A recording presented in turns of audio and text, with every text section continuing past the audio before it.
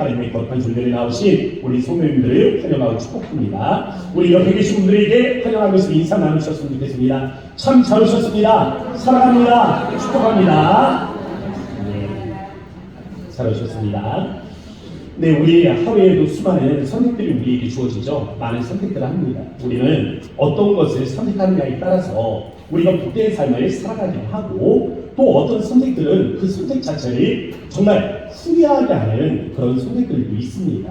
오늘 저는 이 본문의 말씀을 통해서요, 우리에게 복된 선택이란 과연 무엇인가, 우리에게 오늘 이 복된 이 삶이란 어떤 것인가를 깨닫게 되어지는 우리들이 함께 할 수 있기를 주의 이름으로 축복합니다. 자, 첫 번째는요, 복과 저주의 길을 선포하라 라는 제목입니다.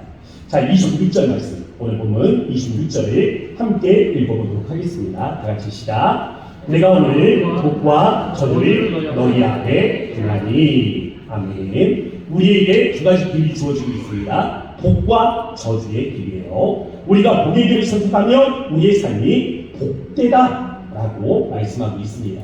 또한 우리가 저주의 길을 선택을 하면 우리의 삶에 재앙이 따른다 라고 말씀하고 계세요. 이스라엘의 역사를 보면요, 바로 이 사실들을 증명해주는 역사입니다. 어떤 길이 정말 하나님의 복된 길을 선택했을 때 우리가 어떤 축복을 받으며 살았고, 우리가 이 저주의 길을 선택하며 나아갈 때 어떤 재앙이 그 삶의 결과를 임하였는가, 우리가 성경을 보면, 이스라엘의 역사를 보면 우리가 알 수 있는 것이죠. 27절 말씀에 보면 복의 길이 우리에게 선언되고 있습니다. 무엇입니까? 여호와의 명령을 들으면, 그 명령을 듣고 행하면 거기에 복이 있다 라고 말씀하십니다. 28절은 저주의 길이 있어요. 무엇이 저주의 길입니까? 여호와의 명령을 듣지 아니하고 다른 신을 따르면, 다시 말하면 뭐예요? 우상을 섬기면 거기에 재앙이 따른다 라고 말씀하시는 겁니다. 복과 저주의 원인은 이제 낯설지도 않죠. 오늘 본문에서만 하는 말씀이 아니라 구약 성경 전체에 흐르는 말씀이잖아요. 우리가 성경 말씀을 보다 보면 반복하고 또 반복하고 또 반복해서 이 축복의 원리들이 우리에게 제시되고 있지 않습니까? 지난 수요일에는요, 우리가 출애굽기 말씀을 읽었습니다. 이 출애굽기 말씀을 보았어요. 출애굽기에는 두 개의 중요한 사건이 있다라고 말씀드렸습니다. 하나는 유월절이고 또 하나는 시내산에서의 언약입니다. 유월절 사건을 통해서 하나님이 우리를 구원해 내셨잖아요. 그 구원의 백성들을 어디로 이끌어 가십니까? 시내산으로 이끌어 가시죠. 그리고 거기에서 언약을 맺었어요. 하나님의 백성과 언약을 맺으십니다. 이 언약을 맺으시면서 너는 내 백성이다 라고 말씀하시면서 주신 것이 있습니다. 그 증거로 주신 게 있습니다. 언약에 대한 증거로 주신 겁니다. 뭐예요? 십계명의 두 돌판입니다. 그래서 이 십계명의 두 돌판을 우리는 언약판이라고 합니다. 또는 증거판이라고 하죠. 이 언약의 말씀이요, 또한 그것을 증거하는 이 돌판이다라고 해서 증거판이라고 부르는 것입니다. 그럼 언약판의 첫 번째 명령은 무엇입니까? 너는 나 외에 다른 신들을 내게 두지 말라라는 것입니다. 우상을 섬기지 말라는 거예요. 하나님의 백성이 언약을 받았습니다. 이 언약을 받았다는 건 뭐예요? 약속이에요. 약속. 하나님과 우리 사이의 약속입니다. 이 말씀대로 우리는 행하겠습니다 라는 것이고, 하나님 편에서는 이 말씀대로 행하면 내가 너희를 되게 하겠다는 약속입니다. 약속이에요. 근데 이 약속에 이스라엘 백성들이 충실하지 못했죠. 결국 그들은 멸망하게 됩니다. 하나님의 백성이라는 이름을 지었어요. 이스라엘이죠. 그런데 이방 민족들에게 개처럼 끌려갑니다. 목줄에 이끌려서 개처럼 끌려가요. 하나님의 백성이 개처럼 끌려가는 이 지옥을 걷습니다. 또한 하나님의 임재의 상징이었던 예루살렘 성전은 돌 위에 돌 하나도 남지 않고 모조리 무너져요. 어떻게 이런 일들이 일어난 겁니까? 예루살렘 성전이 붕괴될 때에 하나님께서 선지자 예레미야를 통해서 하신 말씀이 있어요. 그들이 멸망한 이유가 여기에 있다. 예레미야서 2장 13절 말씀, 우리 화면을 보고 함께 읽어보도록 하겠습니다. 다 같이 시작. 내 백성이 두 가지 악을 행하였나니 곧 그들이 생수에 거론되는 나를 버린 것과 스스로 웅덩이를 판 것인데 그것은 그 물을 가두지 못할 터진 웅덩이 들이니라. 아멘. 멸망의 이유가 두 가지라고 말하고 있죠. 하나는 뭐예요? 생수의 근원이 되신 하나님을 버렸다는 것입니다. 두 번째는 뭐예요? 웅덩이를 판 것입니다. 근데 이 웅덩이가 어떤 웅덩이입니까? 물을 가두지 못하는 웅덩이. 왜? 구멍이 뚫렸어요.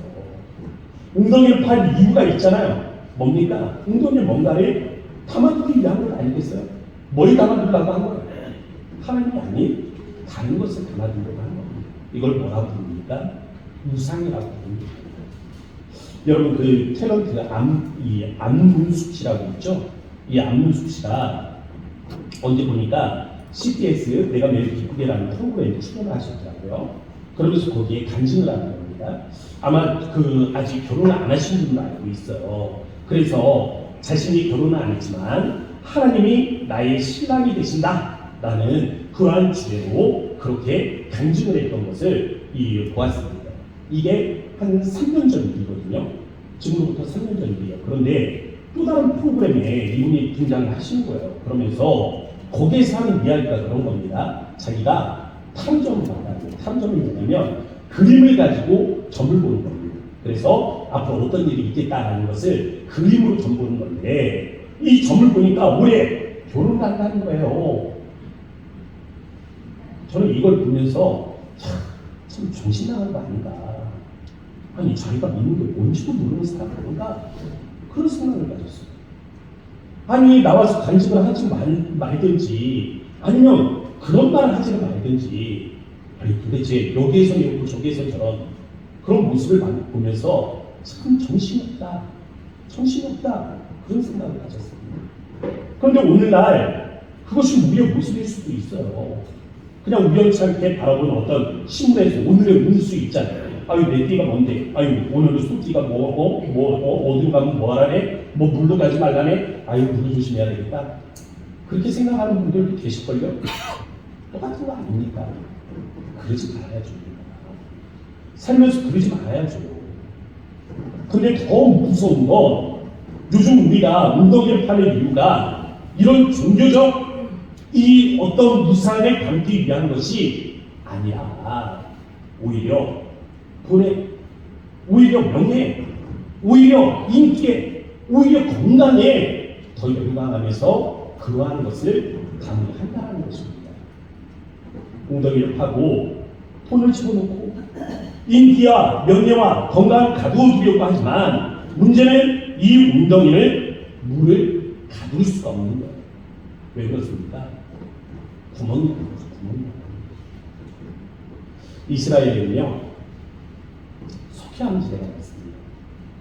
이 석회암 지대가 많은데 물은 석회암을 녹여내는 역할을 합니다. 자연적으로 웅덩이가 만들어지기도 하지만 또 같은 방법으로 구멍이 뚫리기도 하는 거죠.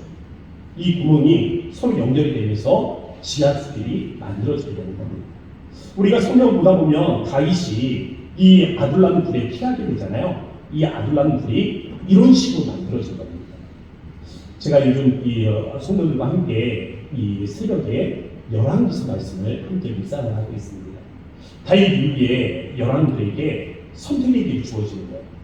너희 이 복된 길을 걸어가겠느냐 아니면 이 저주의 길을 걸어가겠느냐 라고 하나님께서 두 길을 제시를 하는 겁니다. 저는요 참 신기한 게 열왕들이 하나같이 이 저주의 길을 선택해요. 선택을 하는 데는 나름대로의 이유들이 있습니다. 분명한 변명거리가 있다는 거예요. 그렇지만 변명거리는 있지만 그들의 결과들이 달라지지는 않습니다. 왜 그렇습니까? 하나님께서 복과 저주의 길을 선언하셨잖아요. 하나님의 말씀을 따르면 복을 주신다고 말씀을 하셨지만 또 반대로 하나님의 말씀을 떠나서는 너희가 저주를 받는다 라고 말씀하지 않았습니까? 하나님께서는요, 하나님의 말씀을 떠난 자, 하나님이 아닌 다른 것을 섬기는 자, 그 마음에 다른 것을 두기를 원하는 자, 그들에게 철저히 재앙으로 역사를 하시는 거예요. 왜 그렇습니까? 이걸 보면 반대편을 믿을 수 있다는 거죠. 재앙을 받는 것을 보면 하나님의 말씀을 떠나고 저주의 길을 선택하면서 재앙을 받는 삶을 보게 되면 하나님의 말씀을 따르는 것이 헛되구나 라는 사실을 알게 되는 것입니다. 하나님은요, 신실하신 분이세요. 하나님은 시원치가 않으십니다. 하나님은 진실하세요. 따라서 불순종하는 자들에게 심판으로, 그리고 하나님의 말씀을 따르는 자들에게는 복으로 함께 하시는 것입니다. 모세는요, 여호수아에게 가나안 땅에 들어가거든 바로 이 복과 저주의 길을 선포하라 명령하시는 것입니다. 우리 신명기 11장 29절 말씀 함께 우리 읽을 텐데요. 우리 혹시 앞에 앰프가 켜졌나요? 네, 좀 꺼주시기 바라고요. 네, 11장 29절 말씀 우리 다 함께 읽도록 하겠습니다. 시작. 내 하나님 여호와께서 내가 가서 차지할 땅으로 너를 인도하여 들이실 때 너는 그리심 산에서 축복을 선포하고 에바의 산에서 저주를 선포하라. 아멘. 자, 두 번째는요, 순종과 불순종의 예에 대해서 말씀을 드리려고 합니다. 이 모세의 명령에 따라서 지금 모세가 이 명령하지 않았습니까? 이 모세가 이 가나안 땅에 들어가면 여호수아에게 복과 저주를 선포하라. 이 에바의 산에서는 저주를 선포하고 그리심 산에서는 축복을 선포하라 라고 말하고 있어요. 이 명령을 따라서 여호수아가 순종을 행하게 됩니다. 신명기 말씀대로 이 여호수아가 이 일들을 순종을 하게 되는데, 이 순종하는 장면들 가만히 보면 그 시점이 언제 하나라고 보게 되면 그 시점이 조금 특별한 것 같습니다. 언제냐면 여호수아서 8장입니다. 그러면 여호수아서 8장 앞에 무슨 일이 있었는가를 우리가 진지하게 볼 수 있잖아요. 생각해 볼 수 있지 않습니까? 여호수아서 6장에서는 어떤 일들이 있었습니까? 우리가 여리고성의 승리를 보게 되죠. 그러면 여호수아서 7장에서는 어떤 일이 있었어요? 여리고성이 승리했지만 작은 아이성 앞에서는 패배를 하게 됩니다. 그럼 여호수아서 8장에서는 또다시 어떤 일이 있어요? 이 아이성을 정복하는 일들이 이루어지게 되는 거예요. 바로 이 다음 아이성 전투에서 승리하고 난 다음 여호수아가 그리심산과 에발산에 올라 축복과 저주를 선포하게 되는 거죠. 여러분, 왜 아이성에서 실패하게 됩니까?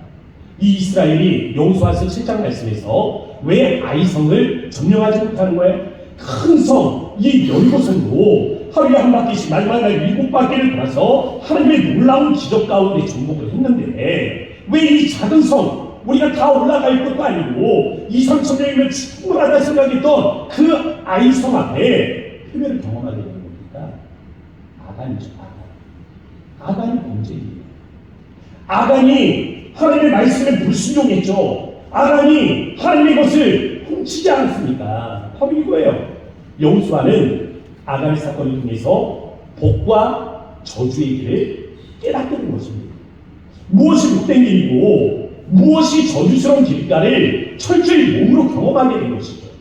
이 아간이 하나님의 말씀을 불순종하니까 어떻게 되세요? 작은 것도 행할 수 없는 무기력에 빠지게 되는 겁니다. 그런데 하나님의 말씀에 다시 순종하며 하나님 그 성결의 의식으로 나아가게 될 때 하나님께서 승리를 주셨어요. 이 승리를 맛보면서 여호수아는 더 이상 앞으로 전진하지 않습니다. 멈춰서는 거죠. 멈춰서면서 행하는 것이 무엇입니까? 하나님의 명령에 따라서 그리심산에서는 축복을, 에발산에서는 저주를 선포하는 겁니다. 생각해 보세요. 지금 이 둘이 여리고성을 점령을 했어요. 아이성에서 어려움을 겪었지만 다시는 아이성을 정복하게 되었습니다. 다시는 하나님의 그 임재 가운데서 이스라엘 백성들이 승리를 이루면서 그 사기가 춘천에 있단 말이에요. 어떻게 해야 됩니까? 빨리 전쟁을 치러서 이 가나안 땅을 정복하는 것이 맞죠. 분위기를 본다면, 상황을 본다면, 군사들의 사기를 본다면 속전속결이 다릅니다. 그런데 이 여호수아는 여기에서 멈췄었어요. 왜 그렇습니까? 우리 인생에 마지막 선택이 아니라고 생각을 하는 겁니다. 아간의 선택이 마지막이라고 생각하지 않은 거예요. 제2의 아간, 제3의 아간이 등장할 수 있다라고 생각을 한 겁니다. 늘상 우리에게는 복과 저주의 길에 대한 선택이 놓여지는 것이죠. 그래서 여호수아는 지금 에바의 산에서 그리고 그리심 산에서 축복과 저주를 선언하는 것이 더 시급하다라고 생각한 것입니다. 이유가 뭡니까? 여호수아가 선포하는 복과 저주를 가만히 보세요. 그 내용이 뭐예요? 하나님이 다스리신다. 너희는 하나님이 다스리는 백성이다 라는 것입니다. 그래서 하나님의 말씀을 따르면 복이요, 하나님이 다스리기 때문에 하나님을 떠나서는 너희가 저주요 재앙의 길이다 라고 말하고 있는 겁니다. 그리심 산에는 6개의 지파가 있어요. 그리고 에바의 산에는 6개의 지파가 있습니다. 반반을 나눠서 올랐어요. 그래서 그리심 산에서 축복을 선포할 때 아멘 아멘 하면서 화답을 합니다. 에바의 산에서도 마찬가지예요. 저주를 선포하는데 이스라엘 백성들이 어떻게 화답합니까? 아멘이라고 합니다. 아멘 아멘. 하나님의 말씀을 떠나면 우리가 재앙이요 저주입니다 라고 말할 때 아멘 아멘이라고 선언하는 거예요. 우리가 성경을 읽다가 안 좋은 문구가 나오면 여러분 어떻습니까? 아멘 아멘 그대로 될까봐 아멘 아멘. 좋은 이 복된 말씀을 읽을 때는 그렇게 돼야지 아멘 합니다. 근데 여러분들 마음 한번 돌이켜 보세요. 좋은 것에 대해서는 믿고 있을 거예요. 은혜에 대해서는 믿고 있을 거예요. 근데 좋지 않은 것에 대해서는, 경고의 말씀에 대해서는 그대로 될 것을 믿으십니까? 그대로 되기를 바라세요? 여기에 불확실하면 반대쪽에 확실할 수가 없어요. 하나님의 말씀을 떠나서는 우리가 재앙이요 저주다 라는 이 말씀에 우리가 흔들리잖아요. 그러면 하나님의 말씀을 따를 때 우리가 은혜요 축복이라는 이 말씀을 확실하게 붙잡을 수 없는 겁니다. 한쪽이 흔들리면 또 다른 쪽이 흔들리는 거예요. 그래서 이스라엘 백성들은 함께 올라 아멘으로 화답을 하는 거죠. 무엇입니까? 공동체가 신앙의 고백으로 나아가는 거예요. 하나님이 우리를 다스립니다. 하나님이 우리를 다스립니다. 하나님이 우리를 다스리니 우리가 하나님의 말씀을 순종하며 복입니다. 하나님이 우리를 다스리니 우리가 하나님의 말씀을 떠나서는 재앙입니다. 할렐루야. 이 사실을 믿어야 됩니다. 공동체의 신앙의 고백. 그런데 훗날 보잖아요. 훗날 보면 이 그리심산, 에발산이 이 세겜이라는 땅이 있어요. 그 세겜이라는 땅에 이 아비멜렉이라는 사람이 등장을 합니다. 사사 기드온의 아들이에요. 이 기드온의 아들 아비멜렉이 자기가 왕이 됩니다. 자기가 사사가 되려고 합니다. 실수. 하나님이 시켜서가 아니라 실수. 그래서 그가 행한 첫 번째 일은 자기 형제들을 쌍둥이 다 죽입니다. 얼마나 잔인합니까? 그런데 이를 지지해 준 사람이 누군지 아세요? 세겜 사람들이에요. 세겜 사람. 세겜이 어떤 곳입니까? 그리심산이 있고 에발산이 있는 곳이에요. 하나님의 축복과 저주의 길이 선포된 바로 그 장소입니다. 그 사람들이 지금 아비멜렉의 손을 들어주면서 뭐라고 말하는 거예요? 하나님의 다스림을 부인하며 스스로 왕이 되려고 하는 그 사람의 손을 들어주고 있는 겁니다. 그 결과가 뭐예요? 자승자답이죠. 이 아비멜렉의 그 포악함에 세겜 사람들이요 두순두바를 다 들어가요. 마지막 전쟁은 아비멜렉과 세겜의 전쟁. 그들 안에서 전쟁이 이루어져요. 다툼이 일어나요. 늘상 선택은 우리의 몫이었습니다. 우리가 무엇을 선택하고 무엇을 순종하며 따라가는가, 그에 따라서 결과물들은 달라질 것입니다. 그래서 성경은 우리에게 복된 삶과 저주의 길을 보여주면서 말씀하시는 거죠. 우리에게 어떻게 살 것인가를 묻는 것입니다. 무엇을 따라 살 것인가? 라고 질문하는 것이죠. 여러분은 어떤 길을 선택하기로 원하십니까? 마지막으로 세 번째, 복음은 쉬어가라 말씀을 하십니다. 쉬어가라. 하나님이 우리에게 주신 특별한 날이 있잖아요. 안식일입니다. 이 안식일을 주셨는데 안식일에 관한 말씀을 신명기 5장에서 보게 되면 안식일을 지켜야 할 두 가지 중요한 이유를 우리에게 가르쳐주고 있습니다. 신명기 5장 14절 말씀, 우리 화면을 보고 함께 읽어보도록 하겠습니다. 다 같이 읽습니다. 시작. 일곱째 날은 내 하나님 여호와의 안식일인즉 너나 내 아들이나 내 딸이나 내 남종이나 내 여종이나 내 소나 내 낙이나 내 모든 가축이나 내 문 안에 유하는 개라도 아무 일도 하지 못하게 하고 내 남종이나 내 여종에게 너같이 안식하게 할지니라. 아멘. 하나님은요 지금 안식일을 기억하여 거룩하게 지키라 말씀을 하시면서 뭐라고 말씀하세요? 너만 하지 말고 너나 내 딸이나 내 아들이나 내 남종이나 내 여종이나 내 가축이나 너희 집에 들어온 손님일지라 할지라도 그들 모두가 아무 일도 하지 말고 쉬를 가지라 라고 말씀을 하십니다.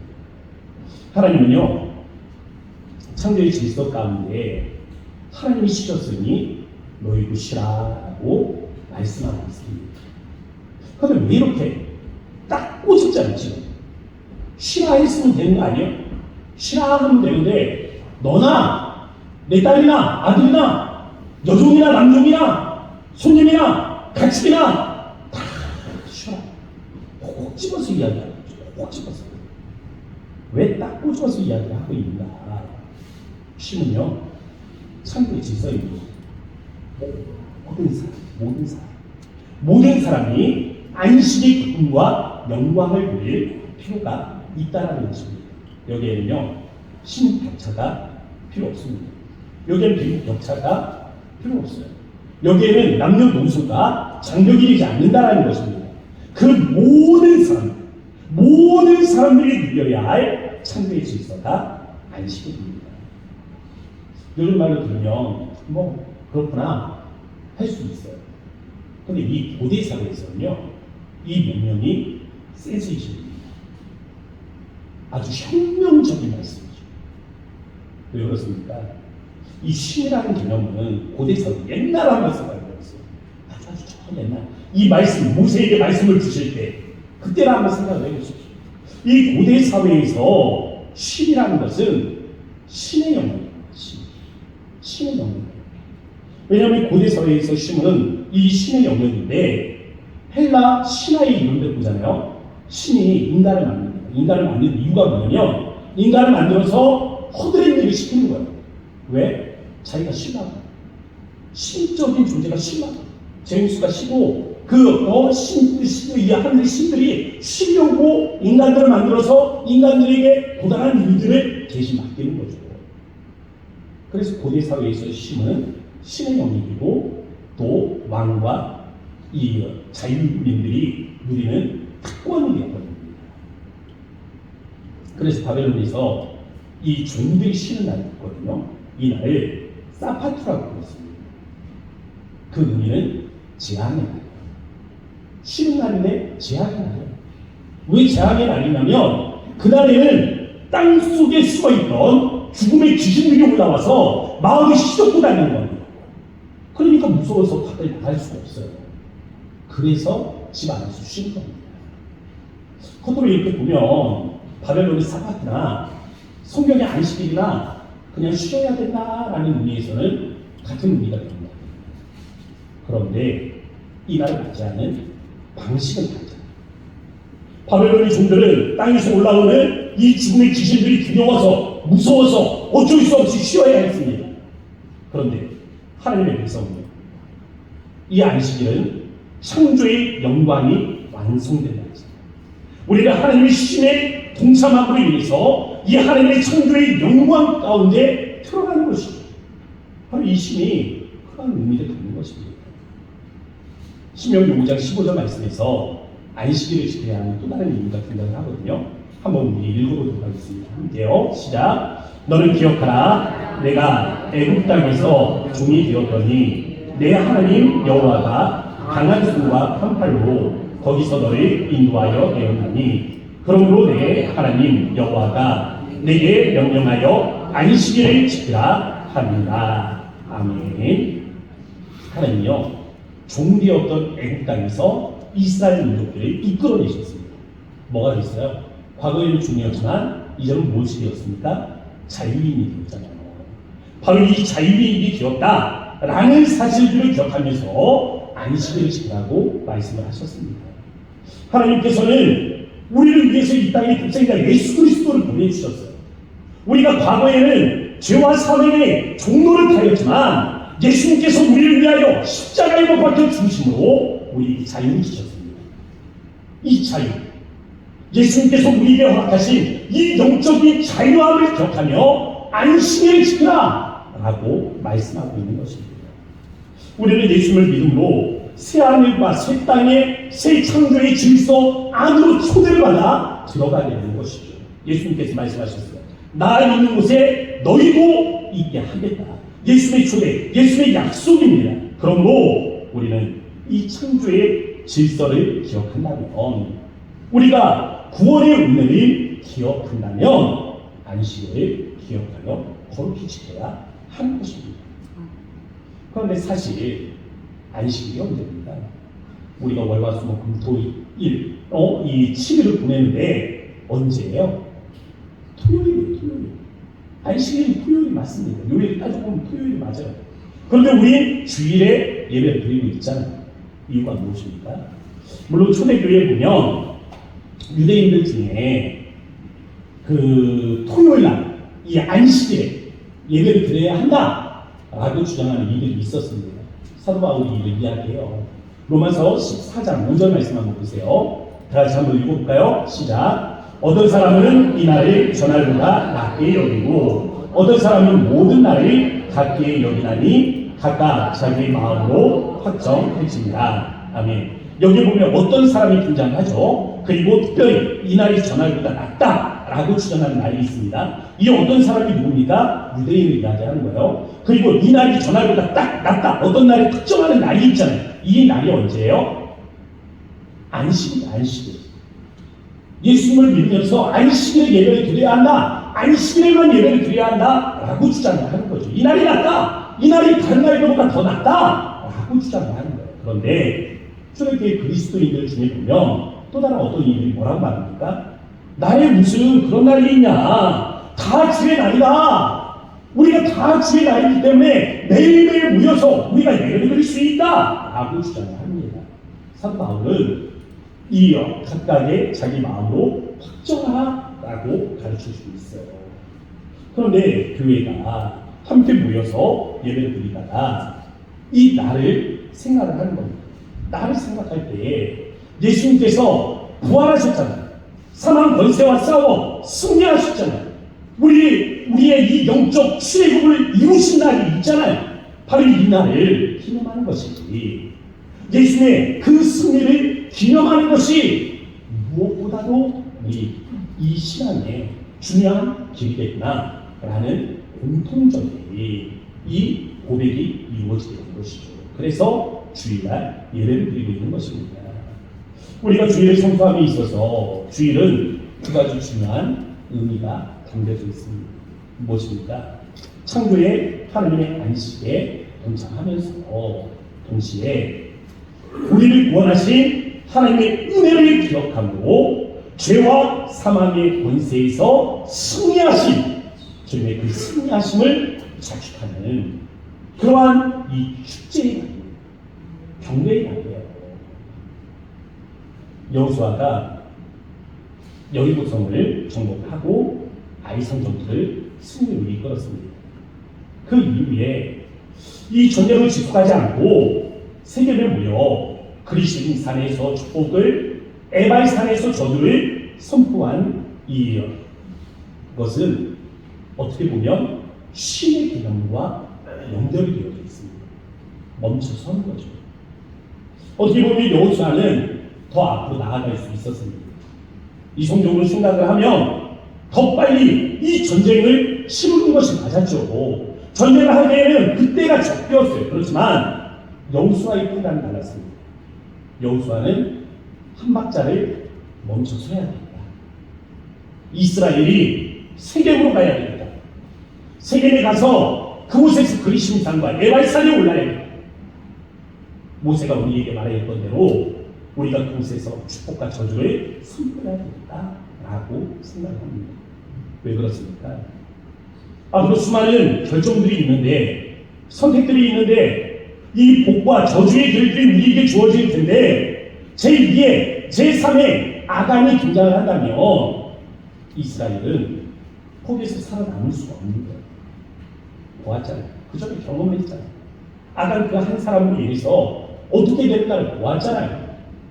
그래서 멈춰서기를 결단한 것이죠. 대나무를 보니까요, 이 대나무는 좀 신기한 거예요. 이 얍시 한 것이 참 높이 자라요. 높이 자라는데 이 대나무는 태풍이 몰아쳐와도 이 부러지는 겁니다. 쉽게 부러지지 않아요. 이 대나무가 어떻게 이렇게 꼿하게 바르게 높이 자랄 수 있는가? 그러니까 두 가지 원리가 있더라고요. 하나는 먼저 대나무는 옆으로 가지를 많이 치지 않는 거예요. 이 위로 그냥 곱게 자라 올라가잖아요. 한 방향으로 집중을 하는 거죠. 어디로 자라야 하는가? 자기가 어디에다 집중을 해야 되는가를 알고 거기에 힘쓰는 겁니다. 근데 또 하나가 있어요. 대나무가 곱게 자라는 또 다른 중요한 이유는요, 대나무는 마디를 냅니다. 어느 정도 일정한 간격을 두고 자라게 되면, 때가 되면 자라기 멈추죠. 그리고 거기에다 마디를 맺죠. 이 마디를 맺고 마디가 완성이 되면 또다시 자라기를 시작을 하죠. 그리고 어느 정도 자라면 또다시 마디를 맺습니다. 이 마디가 핵심이더라고요. 어떻게 그렇게 얇은데 그 대나무가 그 강한 바람에도 휘청이기는 하되 부러지지 않을 수 있는가? 그러니까 이 마디 때문입니다. 이 마디입니다. 저는 우리 인생에도 이런 쉬는 시간이 필요하다고 생각합니다. 복된 길을 향해서 우리가 바르게 자라나가려면 더 쉬는 시간이 필요한 거죠. 어느 정도 열심히 일하고 살아왔다면 자신이 복된 길을 걸어가고 있는가 자기를 돌아보고 점검할 수 있는 쉬는 시간이 필요합니다. 저는 여러분들에게 이 예배가 그러한 쉬는 시간이 되어질 수 있게 바랍니다. 세상에서 우리가 한 주 동안 열심히 살았잖아요. 그러면 그 열심히 산 모습을 가지고 와서 우리가 예배를 드리는 겁니다. 예배 가운데 말씀에 자신을 비춰보고 우리가 예배 가운데 우리의 삶에 있었던 수많은 이슈들을 비춰보는 거죠. 그러면서 생각을 하는 거예요. 내가 하나님의 말씀을 따라 살았는가? 내가 사는 것이 정말 하나님의 다스림과 통치 안에 있었는가? 나는 하나님이 원하시는 대로 잘 살아왔나? 자기를 점검하는 겁니다. 때때마다 예배를 통해서 매듭을 지어주는 거죠. 인생의 매듭을 지어주는 겁니다. 이것이 뭐 필요가 있나 생각해 볼 수도 있겠지만 이 매듭을 지어주는 일들이 언젠가는 우리 인생에도 세파가 몰아쳐올 텐데 그 강한 바람이 불어올 때 우리 인생이 피천이긴 하지만 부러지지 않는 장려, 이 힘을 얻을 수 있지 않겠습니까? 저는 이것이 오늘 우리가 갖는 삶의 복된 길이라고 믿습니다. 예배 안에 나와 지나온 시간들을 되돌아볼 수 있게 바랍니다. 그리고 우리가 체크하는 거죠. 정말 잘 살아왔나? 스스로를 반성을 하는 거죠. 그리고 교정을 하는 거죠. 그리고 바른 길을 찾아서 나아가는 거죠.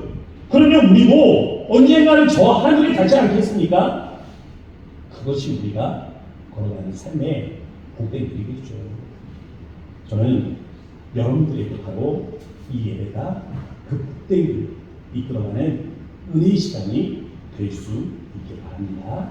우리 이 시간 그런 말씀을 기억하면서 함께 기도하도록 하겠습니다. 우리의 삶에는요, 복과 저주에 놓여져 있습니다. 선택은 우리의 몫입니다. 무엇을 선택하며 살아가시겠습니까? 또 지난날 무엇을 선택하며 살아오셨습니까? 또 지난날들의 생을 되돌이켜 봤을 때 우리가 하나님의 이 복된 길에 서지 못하고 하나님의 말씀을 떠나 이 저주, 지향의 길을 선택하지 않았는가 모르겠어요. 그렇지만 두려워할 필요는 없습니다. 왜? 우리에게 이 예배가 있잖아요. 이 예배의 시간에 우리가 우리의 삶을 반성해 볼 수 있잖아요. 후회해 볼 수 있잖아요. 돌이킬 수 있잖아요. 회개할 수 있잖아요. 우리가 바른 길을 찾아서 나아갈 수가 있습니다. 그래서 이곳은 복된 장소예요. 복된 길을 걸어갈 수 있는 복된 장소입니다. 하나님께서 여러분들에게 오늘도 이 은혜를 허락해 주셨단 말이에요. 그런 말씀을 기억하시면서 우리가 하나님의 통치와 다스림 안에 하나님의 말씀 안에 살게 하시되 하나님 복된 삶의 길들을 선택하여 나아갈 수 있도록 우리를 인도해 달라고 우리 주의 이름 한번 부르시고 간절한 마음으로 기도하도록 하겠습니다. 주여 아버지 하나님 감사합니다. 주의 하나님 인도하심을 따라 하나님 우리가 오늘도 주님이 복된 자리에 앉으셨습니다. 하늘의 하나님 우리가 우리 하나님 사랑하는 믿음의 하나님 자녀와 하나님 그 모든 가정 위에 아버지께서 하나님을 인도하여 오시되 하나님 우리가 복과 하나님 저주의 길을 선포하며 나아갈 때 하나님 우리에게 늘 이 두 길들이 선택적으로 놓여있다는 이 사실을 알게 됩니다. 하나님의 다스림 안으로 들어가야 되는 원하오니 하나님의 통치 안에 하나님의 말씀 안에 하나님의 다스림 안에 하나님의 인도하심 안에 하나님 우리가 거할 때 이곳에 하나님 이 우리가 전대 복의 길이 있음을 믿음으로 고백하며 나아갈 수 있도록 인도하여 주시고 오늘 드려드리는 이 예배가 하나님 우리 인생의 하나님의 내는 마침이 되게 하여 주셔서 하나님 매주 하나님 우리가 이 마침 가운데 하나님 우리의 하나님 매듭을 이루게 하시고 하나님 그리하여 우리가 하나님 그 고단한 인생길을 살아가며 하나님 순간순간 매듭지는 이 일들을 통하여 하나님 세파가 몰아칠 때 이겨낼 수 있는 강한 힘을 누릴 수 있도록 주여 우리의 마음에 역사하여 주소서. 거룩하신 아버지 하나님 감사합니다. 오늘도 우리에게 주신 말씀을 기억하며 하나님 우리에게 허락하신 말씀의 길을 따라 하나님 우리에게 복과 저주의 길이 놓여질 때에 하나님 무엇이 복된 길인가를 하나님 우리가 분별하며 하나님 그 길을 선택하여 나아갈 수 있도록 지혜를 허락하여 주소서. 우리에게 주신 이 영적 지혜가 함께하기를 원하오니 비록 우리가 세상을 살며 실수하는 순간들이 있다 할지라도 이 예배 가운데 나와 반성하고 교정하고 바른 길을 찾아 나아갈 수 있도록 인도하여 주셔서 하나님 이 예배 가운데 나와 우리가 바른 매듭을 짓게 하시고 또다시 하나님 세상 속에 나아갈 때 그곳에서 자라나는 심령들이 되게 하여 주셔서 하나님 우리가 세타가 몰아쳐온다 할지라도 바르게 꿋꿋이 설 수 있도록 인도하시고 하나님 끝까지 잘 자라나 언젠가는 저 하늘에 다다라 하나님 주님이 잘했다 라고 칭찬할 수 있는 그러한 거룩한 삶들을 이루어가기를 원합니다. 주님 우리와 함께 하시고 주의 복된 길을 하나님 이루어 나아갈 수 있도록 주여 우리와 함께하여 주소서. 역사하신 예수의 이름으로 감사하며 기도합니다. 아멘. 우리